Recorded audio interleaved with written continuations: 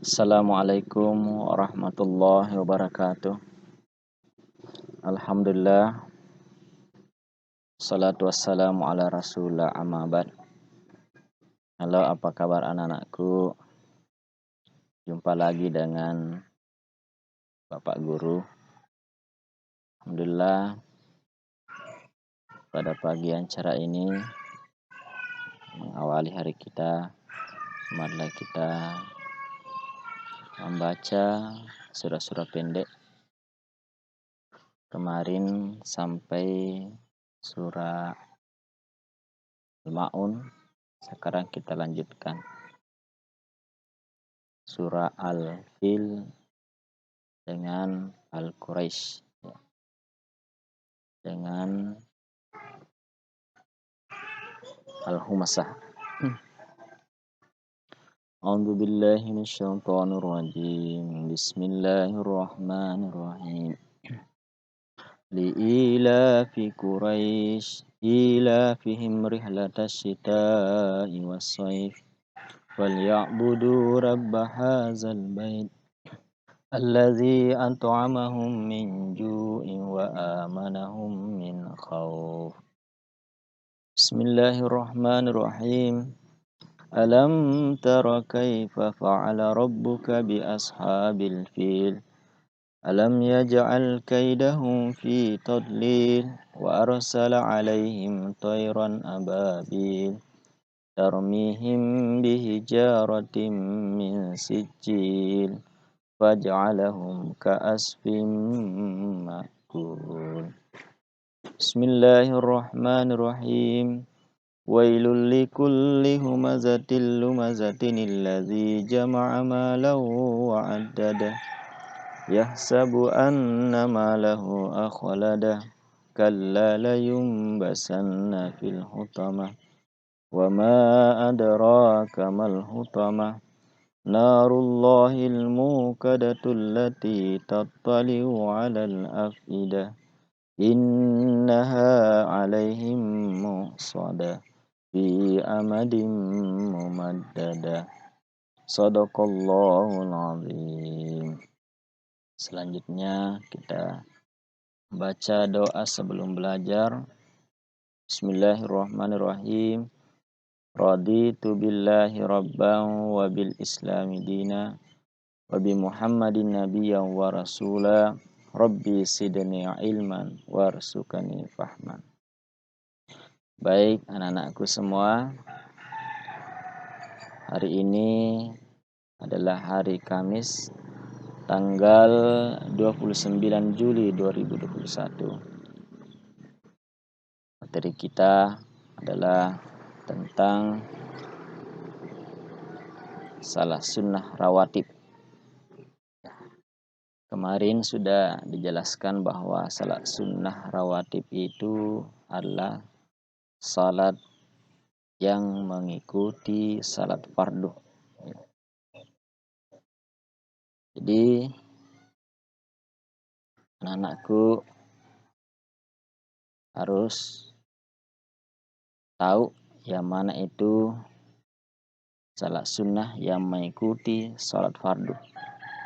Jadi ada namanya salat sunnah qabliyah. Qabliyah artinya sebelum. Ya.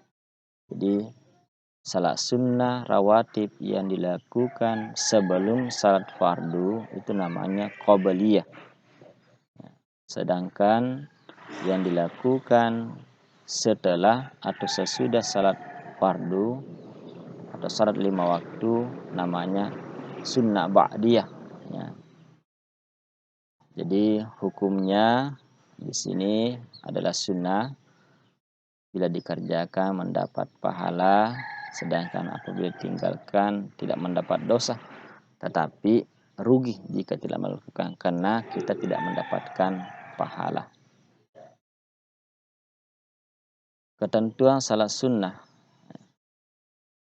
Salat sunnah rawatib ada yang sering dilakukan oleh Nabi SAW, ada juga yang jarang dilakukan. Salat sunnah yang sering dilakukan Nabi itulah yang disebut dengan sunnah muakkad.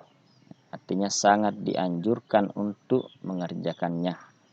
Nah, sedangkan yang jarang dilakukan oleh Nabi SAW disebut salah sunnah gairu muakkad, tidak ditekankan untuk mengerjakannya.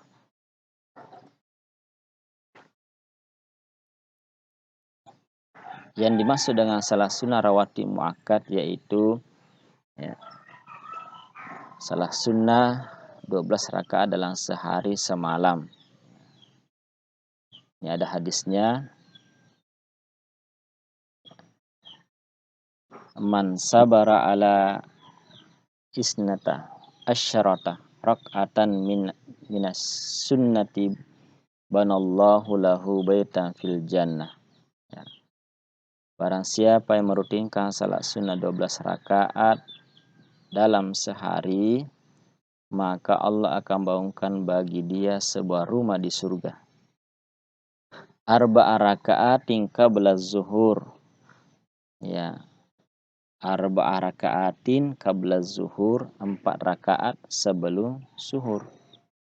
Wa raka'ataini ba'daha, dan 2 rakaat sesudah zuhur. Wa raka'ataini ba'dal maghribi, 2 rakaat sesudah maghrib.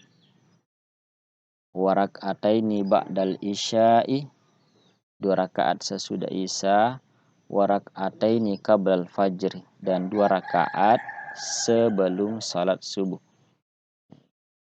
Jadi ini ada sunnah gairu muakkad, sunnah muakkad, salat sunnah rawatib, artinya sangat dianjurkan sekali.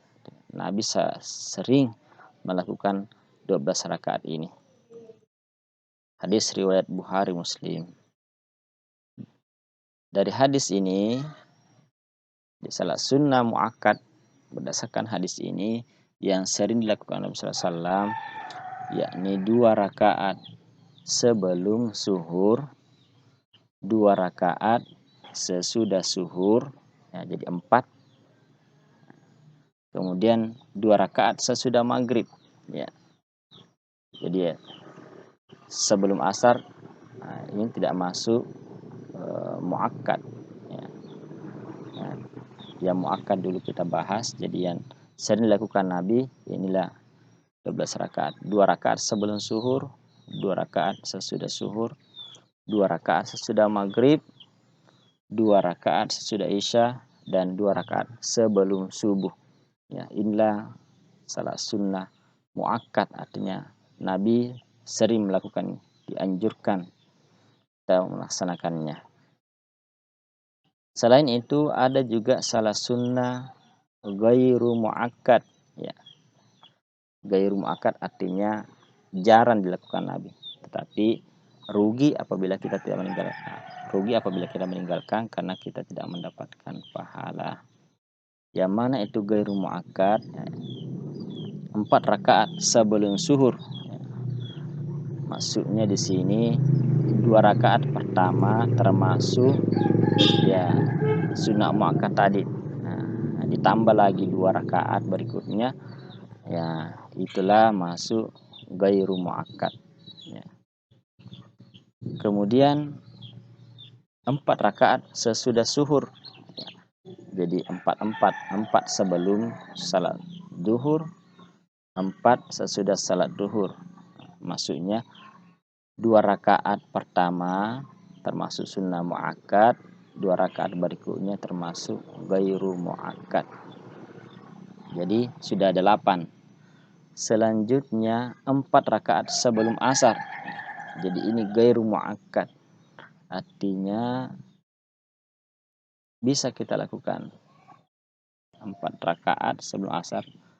Itu jarang lakukan Nabi. Tetapi kalau kita punya banyak kesempatan, punya banyak waktu, maka bagus kita lakukan itu 4 rakaat sebelum asar. Kemudian 2 rakaat sebelum maghrib. 2 rakaat sebelum maghrib itu termasuk gairu muakkad, artinya jarang Nabi melakukan. Tetapi apabila kita ada waktu, tidak mengapa kita melakukan. Nah, yang namanya sunnah kalau di